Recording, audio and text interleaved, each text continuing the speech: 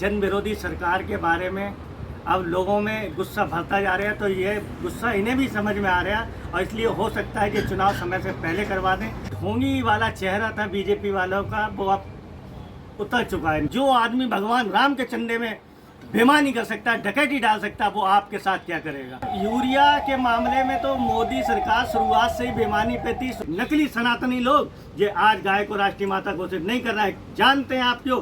क्योंकि ये लोग उन गाय का मीट का जो एक्सपोर्ट करते हैं, उन्हीं से जो चंदा खाते हैं, उन्हीं, और ये नकली हिंदुओं की सरकार है। इन्होंने गाय। नमस्कार साथियों, मैं सद्दाम खान, आप देख रहे हैं मेरे साथ इस समय हिट न्यूज़ 24 चैनल।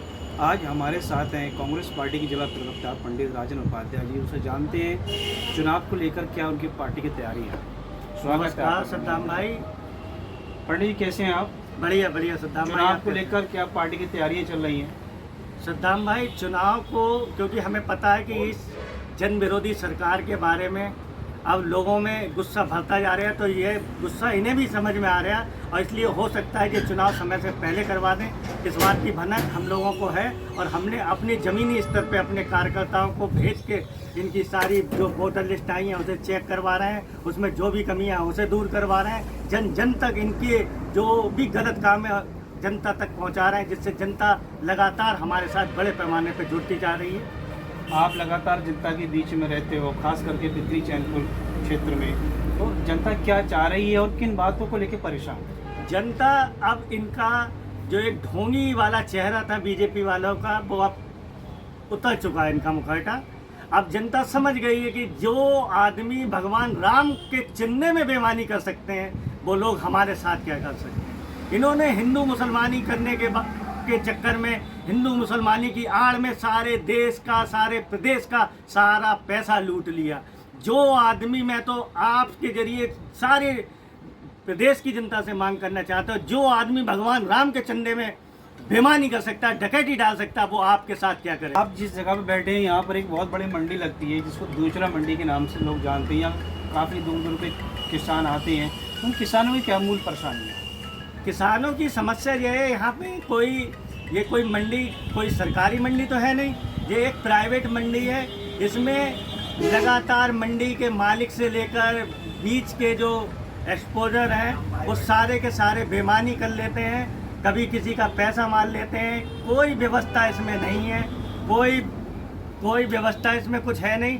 लगातार किसानों की मांगे हैं, समय पे पैसा नहीं मिलना, घटतोली हो जाना, कभी यहाँ पे आए दिन पता चले कि राहजनी हो जाती है। तो इन सब के लिए एक व्यवस्था सही होनी चाहिए और सरकारी मंडी की मांग करता हूँ। इस समय किसान काफ़ी परेशान है यूरिया और डीएपी को लेकर। उनको अपनी खेती के अनुसार समय से डीएपी यूरिया नहीं मिल रही है, इस पर क्या है?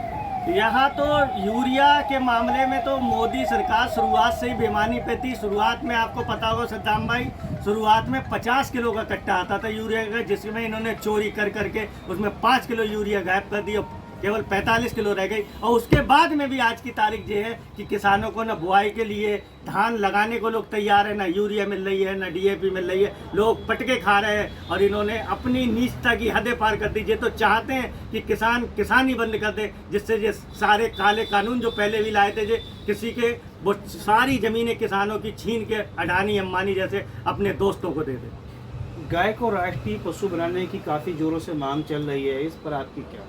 सद्दाम भाई, ये बहुत ही अच्छा सवाल आपने पूछा। आज पूरे यूपी और पूरे देश के लोगों की मांग है कि गाय को राष्ट्रीय माता घोषित किया जाए। पहले बीजेपी के जुड़े ही संगठन के लोग ज़्यादा कहते थे कि गाय को हमारी राष्ट्रीय माता घोषित करो। आज समय के साथ में हर लोगों ने इस वाली बात को आगे बढ़ के, चाहे कांग्रेस वाले हो, चाहे सापा वाले हो, चाहे बासपा वाले हो, चाहे अन्य किसी भी जाति धर्म के लोग हों, उन्होंने सब ने आगे बढ़ बढ़ के गाय के लिए राष्ट्रीय माता बनाने की मांग करी है। आपको जान के हर्ष होगा कि आज चाहे वो हिंदू हो, चाहे ईसाई हो, चाहे साथ में मुसलमान हो, वो सब आगे बढ़ के कह रहे हैं कि गाय को राष्ट्रीय माता घोषित करो। लेकिन ये बीजेपी वाले, ये ढोंगी लोग, ये नकली सनातनी लोग, ये आज गाय को राष्ट्रीय माता घोषित नहीं कर रहा है। जानते हैं आप क्यों? क्योंकि ये लोग उन गाय का मीट का जो एक्सपोर्ट करते हैं, उन्हीं से जो चंदा खाते हैं, उन्हीं के चंदे से जो चुनाव लड़ते हैं। इसलिए ये कभी भी नहीं चाहते कि गाय को राष्ट्रीय माता घोषित किया जाए। जब पिछली कांग्रेस की सरकार थी तो गाय के एक्सपोर्ट के मामले में, गाय के मीट के एक्सपोर्ट के मामले में देश 9वें नंबर पे आता था। और ये नकली हिंदुओं की सरकार है,